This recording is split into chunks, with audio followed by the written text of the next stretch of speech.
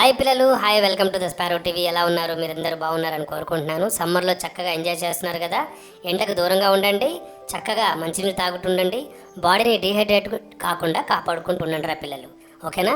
అయితే ఈరోజు కూడా ఒక మంచి కథను తీసుకొచ్చాను. ఆ కథ ఏంటో తెలుసుకోవాలంటే కథలోకి వెళ్ళిపోదామా?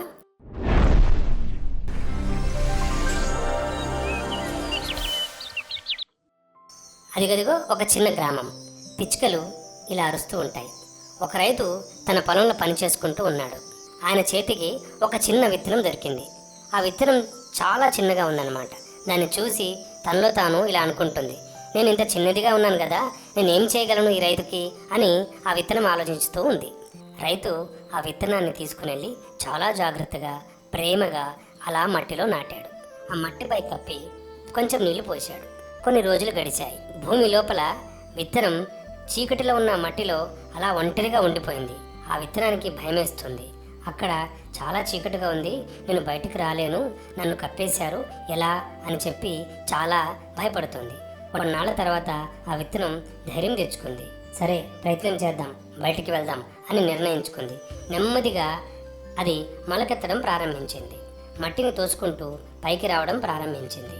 కొన్ని రోజుల తర్వాత ఆ చిన్న విత్తనం ఒక పచ్చని మొక్కగా బయటకు వచ్చింది. సూర్యకాంతి వెలుగు దాని మీద పడిందిరా పిల్లలు. గాలిని అలా ఎంజాయ్ చేస్తుంది. వర్షం కూడా దాని మీద కొంచెం కొంచెం ఆ వర్షపు జల్లు చిలకరించడం తర్వాత అది ఇంకా సంతోషపడింది. కొంతకాలం గడిచింది. ఆ చిన్న మొక్క పెద్ద చెట్టుగా మారింది. ఆ నీడలో పక్షులు కూర్చున్నాయి. ప్రజలు విశ్రాంతి తీసుకుంటున్నారు. చాలామందికి అది సహాయం చేస్తుంది.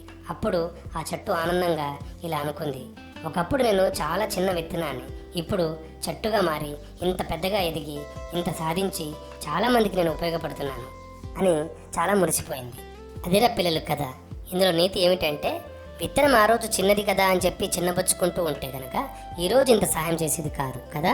అలాగే ఏదైనా మనల్ని మనం తక్కువగా అంచనా వేసుకోకూడదు. మనం ధైర్యంతో ముందు అడిగేస్తే ఎంత పెద్ద విషయాన్ని కూడా మనం సాధించి 10 మందికి ఉపయోగపడతాం రా పిల్లలు. సో ఈ విత్తనం నుంచి మనం అదే తెలుసుకోవాలి. అర్థమైంది కదా. మరొక చక్కటి మెసేజ్తో, మరొక చక్కటి వీడియోతో మళ్ళీ కలుద్దాం. అంతవరకు stay tune to the Sparrow TV. Take care, bye bye, love you all.